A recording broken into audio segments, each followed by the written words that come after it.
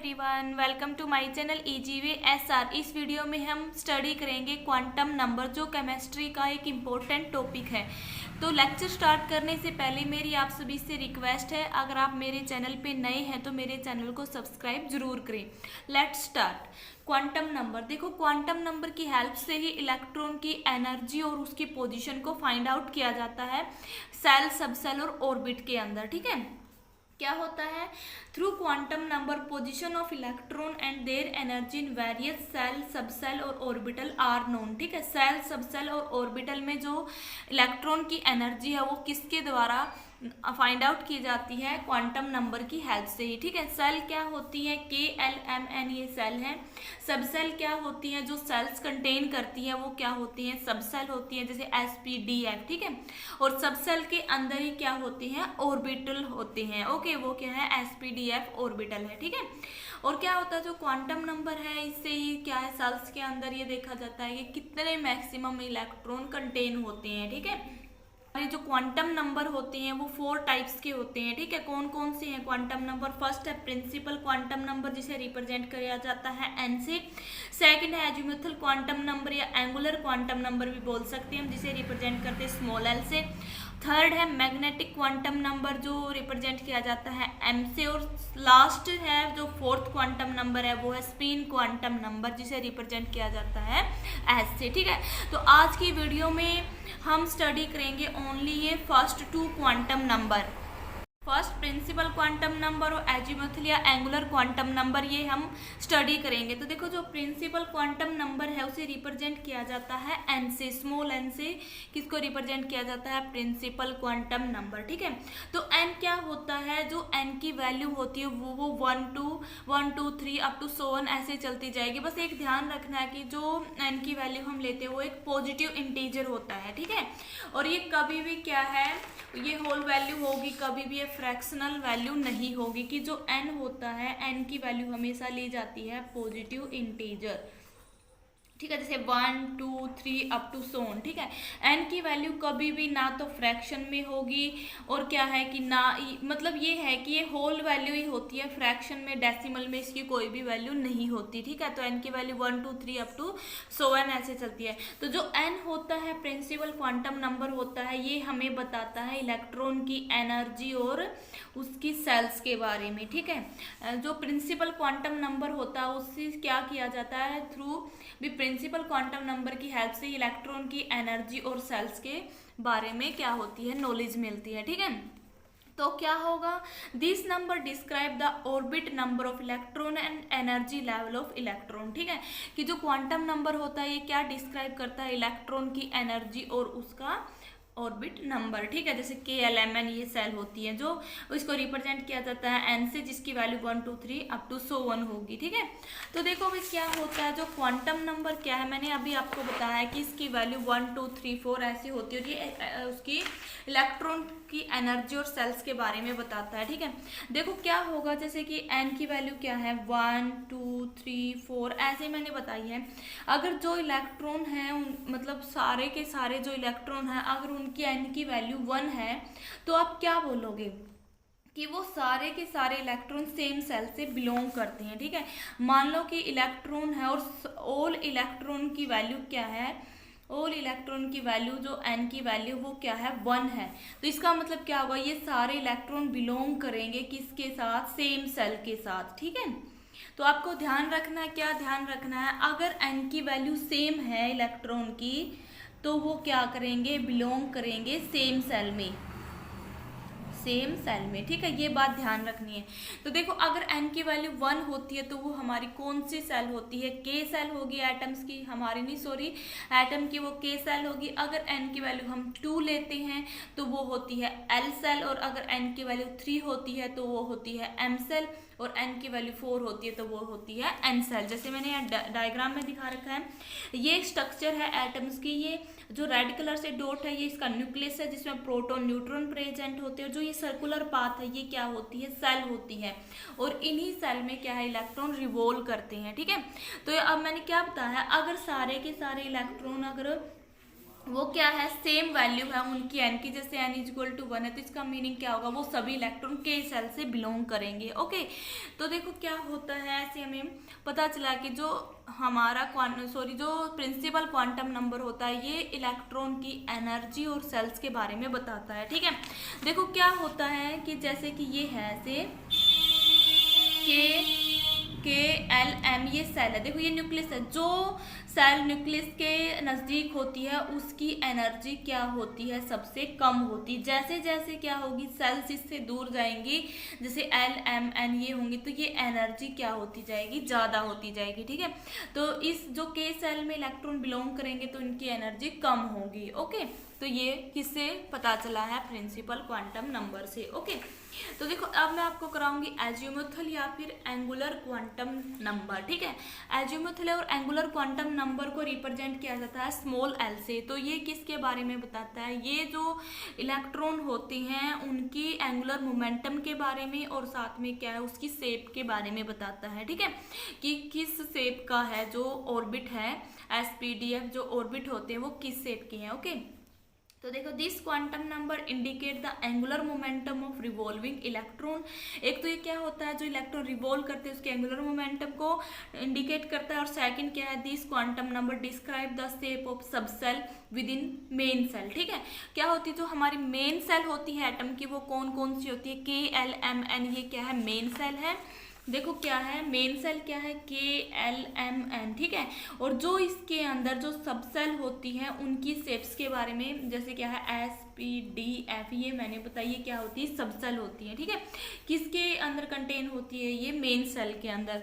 तो क्या है second point, this quantum number describe the shape of सब सेल, कि जो सब सेल की जो शेप होती है वो उसके बारे में भी हमें किससे पता चलता है, एजिमुथल क्वांटम नंबर ये डिस्क्राइब करता है जो इलेक्ट्रॉन जो एटम की सब सेल है उनकी शेप। ठीक है, देखो रिलेशन क्या होता है, ये क्वेश्चन भी पूछा जाता है, relation between principal quantum number and azimuthal quantum number. ठीक है, तो इनके बीच में क्या रिलेशन होता है भाई, जो एल की वैल्यू होती है वो डिपेंड करती है प्रिंसिपल क्वांटम नंबर पे। ठीक है, क्यों करती है वो, देखो एल की वैल्यू होगी 0 to n-1। ठीक है, क्योंकि देखो ये क्या होता है, 0 तो इसमें आएगा ही आएगा, अगर n की वैल्यू 1 है तो L की वैल्यू क्या होगी, 0 तो आएगी ही, साथ में 1 - 1 करेंगे तो ये भी 0 है, तो L की वैल्यू 0 होगी। ओके, अगर n की वैल्यू मान लो 4 है, तो मैंने क्या बताया इसकी वैल्यू क्या होती है, 0 to n-1 होती है, तो 0 तो है ही, और n-1 क्या होता है, 3 होता है, तो बीच में क्या आएगा 1 और 2, तो क्या होती है L की वैल्यू, जब n4 होता है 0 1 2 3। ठीक है, तो क्या है कि जो L है has value from 0 to n-1। ठीक है, तो इसकी वैल्यू क्या होती है, 0 to n-1 होती है। जैसे एग्जाम्पल से बताऊं, अगर n की वैल्यू 1 है तो L की वैल्यू 0 होगी। ओके, अगर n की वैल्यू 2 है तो यहाँ पे देखो 2 - 1 करोगे तो 1 तो आया, और साथ में 0 भी है, तो क्या वैल्यू आएगी, 0 और 1 आएगी। ओके, अगर n की वैल्यू 3 है तो 0 तो साथ में है ही, 3 - 1 करेंगे तो 2 होगा, 0 और 2 के बीच में 1 भी है, तो 0 1 2 आएगी। ठीक है, तो आपको ऐसे करते जाना है। अगर n की वैल्यू 5 है, ठीक है, अगर n की वैल्यू 5 है तो लास्ट में कहाँ तक इसकी वैल्यू राइज होगी, n 5 - 1 करोगे तो 4 होगा, 0 to 4 तक इसकी वैल्यू होगी L की। ठीक है, 0 to 4 तक होगी तो क्या क्या वैल्यू आएगी, 0 1 2 3 4।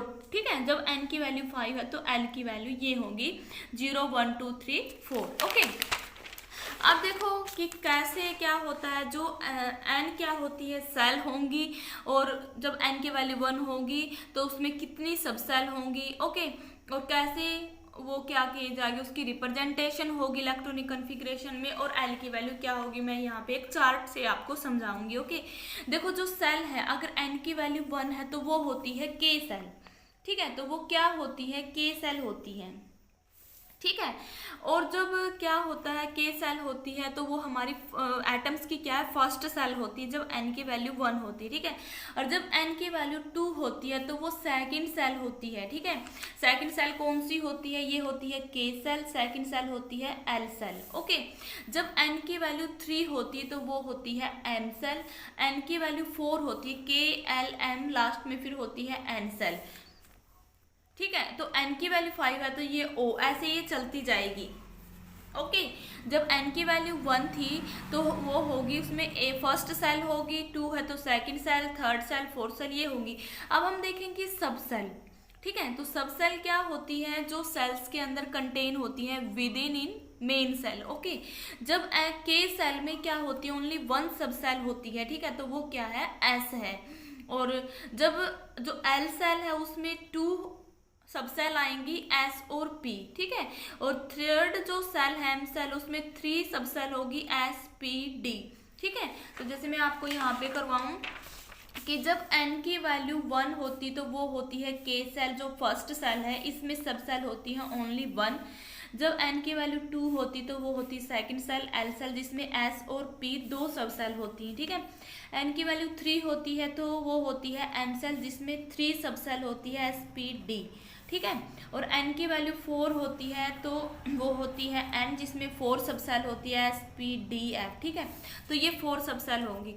तो ये तो क्या था, सेल और सब सेल मैंने बताई है कि जब प्रिंसिपल क्वांटम नंबर की वैल्यू 1 होती है तो उसमें सब सेल ओनली 1 ही होगी। ठीक है, अब देखो इसको हम कैसे दिखाएंगे। इसके आगे 1 क्यों लगता है, क्योंकि ये जो एस सब सेल है वो बिलोंग करती है के सेल से। ठीक है, तो ये हमारी सेकंड सेल की सब सेल है तो इसलिए यहाँ पे क्या लगेगा, 2। ठीक है, ये थर्ड सब सेल है तो थर्ड सेल है एम, और इसकी सब सेल एस पी डी है तो यहाँ पे क्या लगेगा, 3। ठीक है, ये फोर्थ सेल है तो यहाँ पे लगेगा 4। ठीक है, तो ये आपको समझ में आया होगा 1 2 3 4 ये ऐसे क्यों लिख रखा है। ठीक है, अब हम देखेंगे कि जो एस सब सेल है वहां पे एल की वैल्यू कितनी होती है। ठीक है, एल की वैल्यू देखो, जब n इज इक्वल टू 1 था तो एल की वैल्यू क्या थी, 0 थी। ठीक है, जो मैंने अभी आपको कराया है, तो के सेल में 1s है तो इसीलिए हम यहाँ पे ये एल को रिप्रेजेंट करता है 1s, 0 लिखेंगे। ठीक है, n की वैल्यू 2 होती है तो l की वैल्यू क्या होती है, हम देखते हैं 0 to n माइनस तक क्या है, ये वैल्यू लाई करती है। तो n की वैल्यू 2 है तो 0 to 1 तक वैल्यू आएगी l की, तो l की क्या वैल्यू होंगी, 0 और 1। ठीक है, ये कौन सी सेल के लिए, प्रिंसिपल क्वांटम नंबर 2 है, और सेल ये कौन सी होगी, l सेल होगी। ठीक है, तो इसीलिए यहाँ पे क्या लिखा जाता है, 2s0 2p 1। ठीक है, तो अब यहाँ पे देखेंगे 3s 3p और 3d में l की वैल्यू। ठीक है, तो ये कौन सी सेल है, थर्ड सेल है, जहाँ n की वैल्यू 3 होती है। तो जब n की वैल्यू 3 होती है तो l की वैल्यू कहाँ तक जाएगी, n माइनस 1 करेंगे, 3 माइनस 1 तो क्या होगा, 2, 0 to 2 तक होगी। ठीक है, तो l की वैल्यू क्या होगी, 0 1 और 2, ये 3 आई थी l की वैल्यू। तो हम क्या करेंगे, 0 है s के लिए, s सब सेल के लिए, और 1 है p सब सेल के लिए, और 2 है कौन सी सब सेल के लिए, d सब सेल के लिए। इसलिए यहाँ पे क्या लिखते हैं, 0 1 2। ठीक है, ऐसे ही आप नेक्स्ट में करोगे तो f की क्या आएगी, 3 आएगी, 0 1 2 3, ऐसे आप करके देख सकते हो। ठीक है, कि l की वैल्यू कितनी निकलेगी। इसीलिए ये क्या कर रखा है, जो सब सेल है फर्स्ट उसको लिखा है 1s0, सेकंड जो हमारे सब सेल थे s और p जो सेकंड सेल में थे, सेकंड सेल से बिलोंग करते थे, इसलिए यहाँ पे क्या लिखा है, 2s0 2p1। ठीक है, n क्या है, थर्ड है, इसलिए s के आगे 3 3 लिखा है, और 0 1 2 क्या है, ये l की वैल्यू है। ठीक है, ऐसे जो n थी फोर्थ सेल थी और उसकी सब सेल spdf है, इसलिए यहाँ पे इनके आगे 4 लिखा है, क्योंकि spdf जो सब सेल वो बिलोंग करती है फोर्थ सेल से, और 0 1 2 3 ये क्या है, इसकी l की वैल्यू है। ठीक है, ऐसे ही क्या करना है, n इज इक्वल टू 5 है तो इसमें क्या होगा, g तक जाएगी, spdf g ये सब सेल होंगी। ओके, तो देखो क्या क्या वैल्यू निकली है हमारी, जो वैल्यू है एल की क्या है, एस सब सेल के लिए, प्रिंसिपल क्वांटम नंबर 1 के लिए, और क्या है के सेल के लिए वो आई है 0, एस और पी में क्या होगी, 0 और 1, एस पी डी सब सेल के लिए एल की वैल्यू क्या है, 0 1 2, एस पी डी एफ इसके लिए क्या है, 0 1 2 3। मतलब ये है कि s के लिए l की वैल्यू 0 होती है, p के लिए l की वैल्यू 1 होती है, d के लिए l की वैल्यू 2 होती है, और f के लिए l की वैल्यू 3 होती है, और g के लिए 4 होगी। ठीक है, जो मैंने आपको बहुत अच्छे तरीके से समझाया है। उम्मीद है कि आपको ये चार्ट समझ में आया होगा।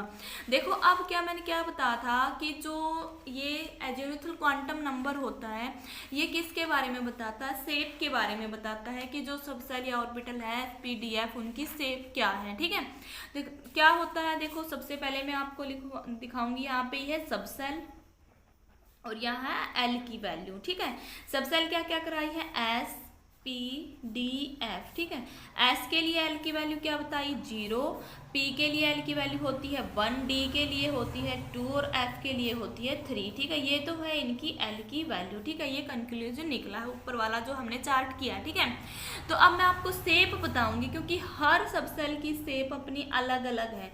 जो एस सबसेल होती है, एस सबसेल की शेप होती है स्फेरिकल। एस सबसेल की शेप क्या होती है, ऐसे स्फेरिकल होती है। ठीक है, पी सबसेल है, पी सबसेल की शेप क्या होती है, डंबल। जैसे ऐसे डंबल होता ना, जो जिम होती है उनमें जो डंबल रखे होते हैं, तो इनकी क्या होती है, डंबल शेप होती है। ठीक है, और डी सबसेल की क्या होती है, डबल डंबल शेप होती है। ठीक है, और एफ की क्या होती है, डिफ्यूज्ड शेप होती है, कॉम्प्लिकेटेड शेप होती है। ठीक है, तो ये किससे पता चला है, एजिमुथल क्वांटम नंबर से पता चला है कि जो एस है उसकी शेप स्फेरिकल है, पी की डंबल है, डी की डबल डंबल होती है और एफ की डिफ्यूज्ड शेप होती है। ठीक है, तो देखो मैं अब आपको बताऊंगी कि जो फर्स्ट को इसका पॉइंट करवा था कि जो एजिमुथल क्वांटम नंबर है, इससे क्या है, एंगुलर मोमेंटम के बारे में पता चलता है कि इलेक्ट्रॉन की जो एंगुलर मोमेंटम है उसके बारे में किससे पता चलता है, एजिमुथल क्वांटम नंबर से। ठीक है, तो देखो इसका जो सेकंड पॉइंट था कि एक शेप्स के बारे में बताता है, उसका हमने पता कर लिया है, जैसे कि SPDF की क्या क्या शेप होती है। सेकंड क्या है कि कैसे हम फाइंड आउट करेंगे angular momentum of electron with the help of azimuthal quantum number. ठीक है, तो उसका एक फार्मूला होता है √L bracket L+1 into H divide by 2π। H क्या होता है, प्लैंक कॉन्स्टेंट होता है। ठीक है, तो यहाँ पे देखो जैसे कि फर्स्ट क्वेश्चन है एंगुलर मोमेंटम फॉर S।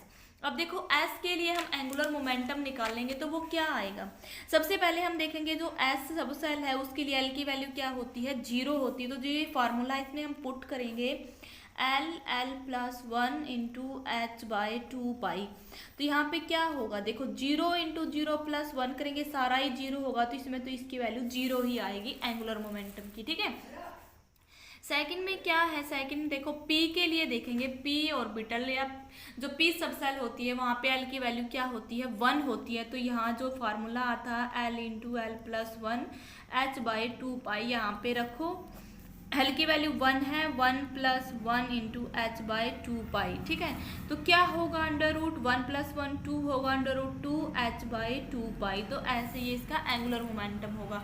अगर D के लिए निकालें हम, D सबसेल में वहाँ पे होती है L की वैल्यू 2, जो मैं अभी आपको करवा चुकी हूँ। तो फार्मूला रखेंगे L into L+1 H by 2π, तो इसमें हम रखेंगे तो क्या होगा, L की वैल्यू कितनी है 2 + 1 इंटू H बाई 2π।